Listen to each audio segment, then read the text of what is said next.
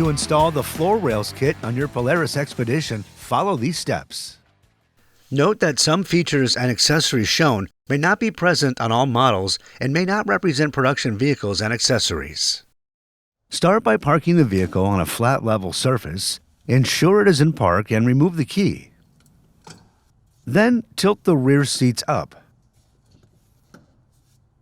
Next, remove the 4 screws from the rear seat floor.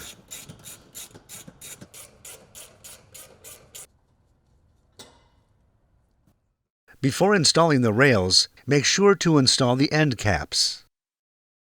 Then install the rails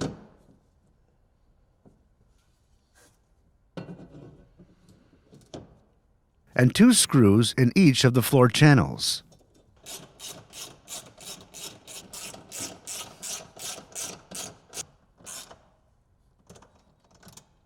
Torque to specification